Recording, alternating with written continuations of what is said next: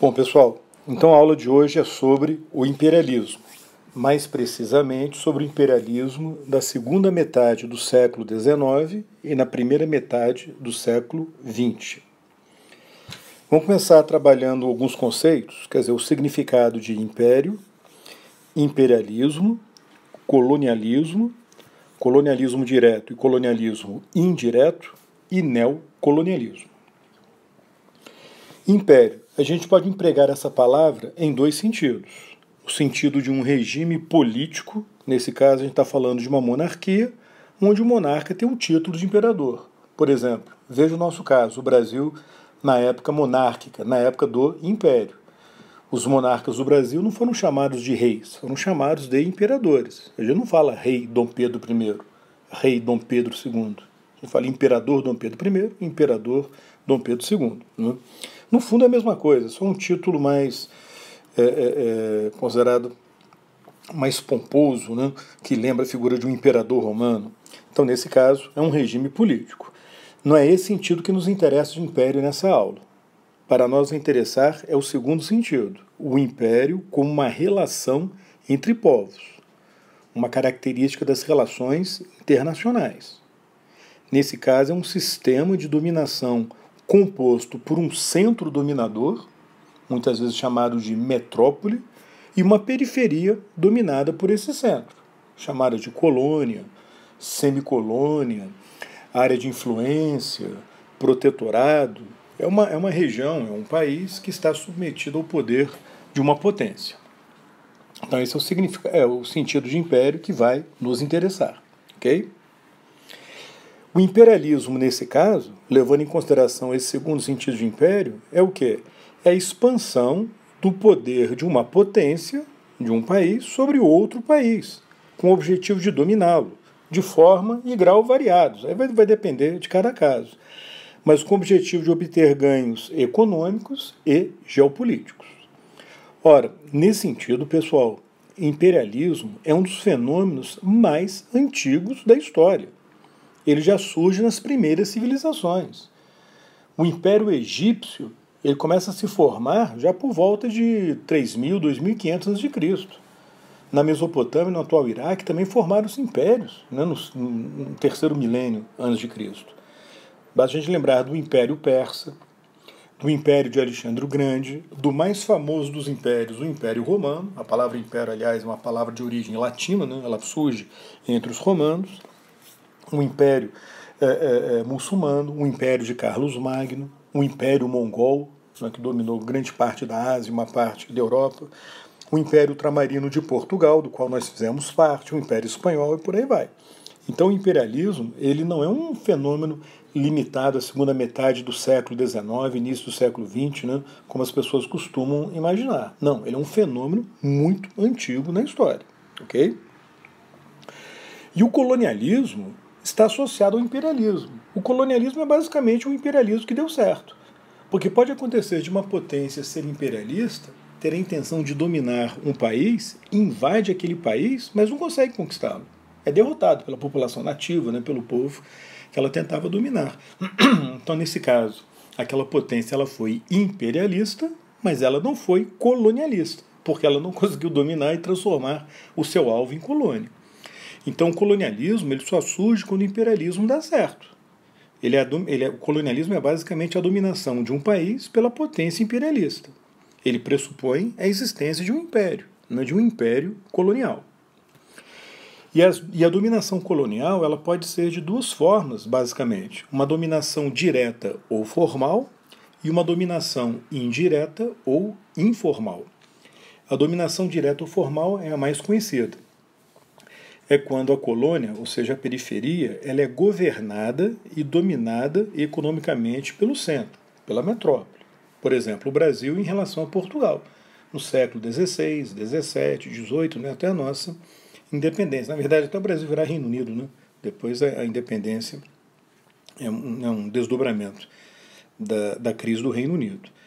Então, o caso clássico é o nosso caso, né, o Brasil sendo colônia de Portugal.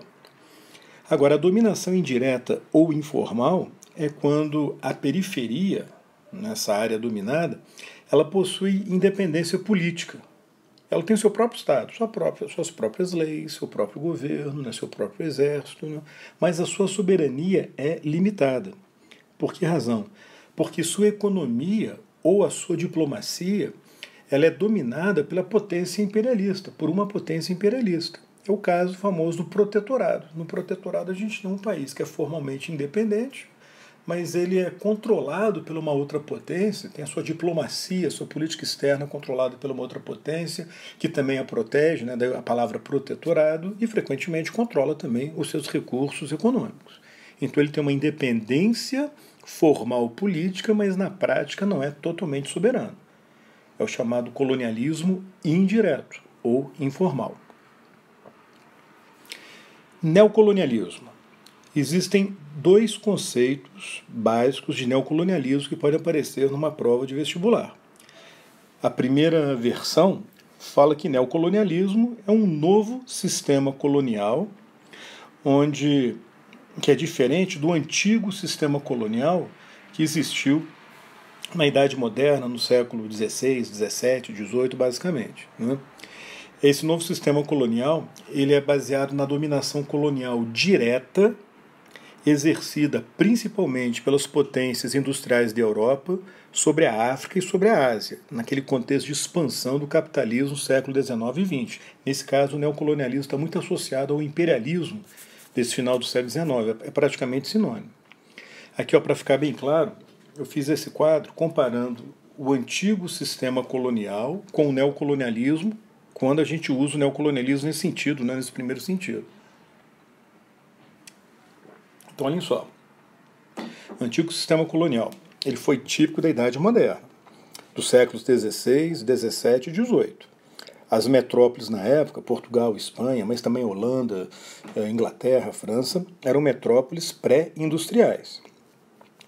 Nesse sistema colonial, a escravidão foi amplamente utilizada, né, nas Américas, sobretudo, para a produção de matéria-prima, né, para o mercado externo, utilizando a política econômica conhecida como mercantilismo, intervenção do Estado na economia, metalismo, a ideia de acumular ouro e prata e tal. E o seu foco foi a América, então foi baseado na dominação direta da América. Esse foi o antigo colonialismo, o antigo sistema colonial. E o neocolonialismo? O neocolonialismo, nesse sentido, ele foi um fenômeno da Idade Contemporânea, dos séculos XIX e XX, onde as metrópoles eram metrópoles industriais, como Grã-Bretanha, França, uma economia já capitalista, um capitalismo mais desenvolvido na metrópole, um capitalismo periférico, né, nas áreas dominadas, e a dominação, um capitalismo periférico, até nem capitalismo plenamente desenvolvido, mas aí no caso das áreas periféricas, né, com uma dominação direta exercida pela metrópole sobre a África e sobre a Ásia. Então essa é a primeira visão ou versão do neocolonialismo. Okay? O segundo conceito de neocolonialismo afirma que ele é, na verdade, um colonialismo indireto, informal. É a dominação indireta informal, que surgiu, sobretudo, na segunda metade do século XX, com a descolonização que ocorreu na África e na Ásia após a Segunda Guerra Mundial. De acordo com essa visão, o mundo continuou dividido numa área central, com os países mais desenvolvidos, plenamente industrializados, e uma área periférica com países subdesenvolvidos, não industrializados ou em desenvolvimento. De acordo com essa visão, mesmo quando um país, uma colônia ficou independente, se tornou uma ex-colônia, ela continuou dependendo, muitas vezes, da sua própria ex-metrópole em termos de recursos econômicos, bens industriais, capitais e tal. Então surgiu um laço de dependência econômica da periferia, África, Ásia, América Latina, em relação ao centro, as potências capitalistas como Estados Unidos, Europa, né, e Japão. E os países desenvolvidos, nesse caso, portanto, os países industriais, eles dominam os subdesenvolvidos, os países em desenvolvimento. Então vocês podem encontrar essas duas visões de neocolonialismo numa questão de vestibular. Bom, embora seja um fenômeno antigo na história, o imperialismo ele ficou mais associado ao final do século XIX e ao início do século XX. Então, esse período que vai mais ou menos de 1870 a 1914 foi até considerado a Era dos Impérios, em razão da intensificação e do apogeu do imperialismo nesse período. Lembrando que é uma época com um contexto internacional marcado pela expansão da modernização capitalista, da industrialização capitalista, né, em especial na Europa, América do Norte e Japão. É uma época de supremacia da Europa no cenário internacional, sobre a hegemonia e liderança da Grã-Bretanha, um cenário multipolar com múltiplos centros de poder, um equilíbrio muito instável entre eles, e com ausência de organismos internacionais como a ONU. Não tinha ONU nessa época, não tinha nem a Liga das Nações, então era uma anarquia internacional, né?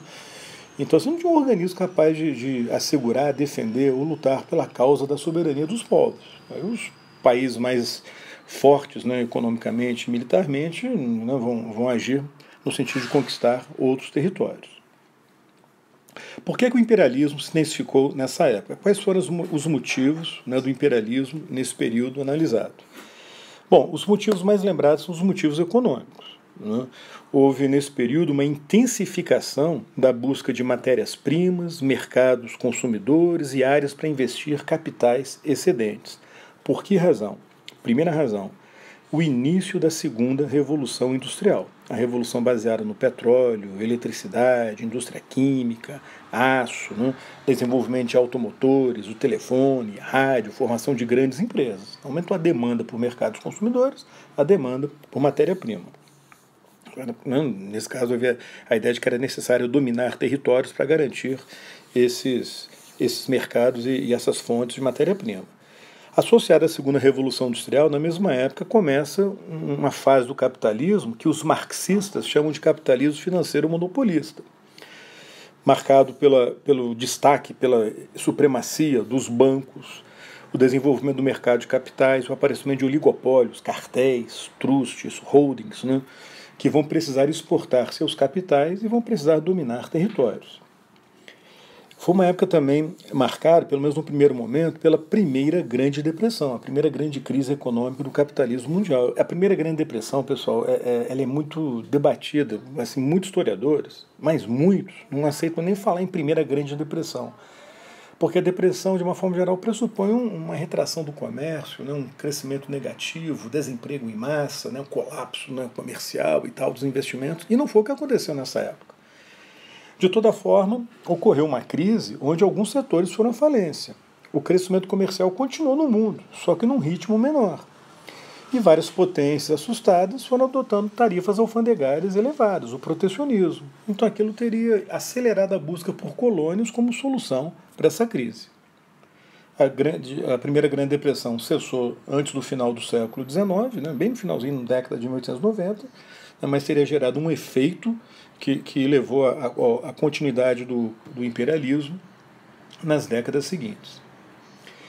Um outro fator que a gente pode também desprezar é a ascensão de novas potências industriais, né, que essa ascensão de novas potências industriais tornaram o cenário internacional mais complexo, as rivalidades cresceram. Foi o caso dos Estados Unidos, que foram reunificados após a Guerra da Secessão, quando também no final da guerra a escravidão foi abolida, aquilo permitiu a expansão capitalista industrial americana. Foi o caso da Alemanha, unificada também na mesma época pelo Reino da Prússia. A Itália, também unificada na mesma época, no caso pelo Reino do Piemonte. O Japão, que era um país feudal, que aboliu o feudalismo e foi se modernizando de uma forma muito acelerada, né, com a Revolução Meiji, uma revolução dirigida pelo próprio Estado japonês. Então, os novos atores no cenário internacional aumentaram a competição por mercados, né, e aceleraram o imperialismo. Por outro lado, a gente encontra também motivações ideológicas e que são motivações e ao mesmo tempo serviram de justificativa, né, para a conquista de territórios. Uma coisa não pode desprezar é que havia uma tradição imperialista pré-moderna. O imperialismo, pessoal, foi um fenômeno comum no cenário internacional. Antes desse surto de imperialismo, já existiam impérios coloniais. Eles cresceram, mas eles já existiam. Então havia aquela ideia de que um país ele tinha que ter um império. O império era uma coisa natural, era necessário para uma potência, para uma nação que estava em crescimento, em desenvolvimento, né? Não vamos esquecer que durante muito tempo a ideia de império ela foi defendida por elementos da aristocracia, da nobreza, com aquela mentalidade guerreira, expansionista, né? Uma coisa que foi muito forte na Europa feudal e permaneceu, porque a Europa foi se modernizando, mas a aristocracia continua existindo. Ela não tinha mais o monopólio do poder como no passado, né? Dividia o poder com a burguesia, mas ela exercia influência na diplomacia, né? Na política, né? Nos governos europeus, em especial na Grã-Bretanha, onde a nobreza, onde os lords, né? Eram bem presentes no parlamento. O nacionalismo também, numa época de formação de novas nações e de orgulho nacional, havia a ideia de que para uma nação ter prestígio, né, uma nação ser respeitada, ela precisava ter um grande império, aquilo iria engrandecer a nação, dar fama, né, poder. Associada a isso a ideia do darwinismo social, aquela ideia de que os povos, eles lutam sempre entre si, lutando pela sobrevivência e por recursos econômicos, de tal forma que os mais fortes acabam dominando os mais fracos. Então o imperialismo é uma coisa natural e inevitável nesse aspecto. Associado ao darwinismo social, o racismo, a ideia de que inevitavelmente as raças superiores vão dominar as raças inferiores. Essa ideia, na época que a gente está falando, vai identificar a população branca como uma raça superior, ou seja, o europeu, né, como uma raça superior, e os não brancos, negros, amarelos, né, vermelhos, com as raças inferiores. Okay? Também uma outra ideologia importante foi a missão civilizadora, a ideia de que as potências imperialistas, por serem mais evoluídas, elas levam o progresso, a modernidade e a civilização para os territórios menos desenvolvidos, para os países que são atrasados, né, os países dominados. Isso aí ficou famoso na frase do Rudyard Kipling, um jornalista britânico nascido na Índia. O fardo do homem branco, o homem branco carrega uma missão, um fardo, um peso, que é levar a civilização para povos atrasados. Eu vou fazer uma pausa aqui para não ficar muito grande o vídeo, aí eu já retorno, ok?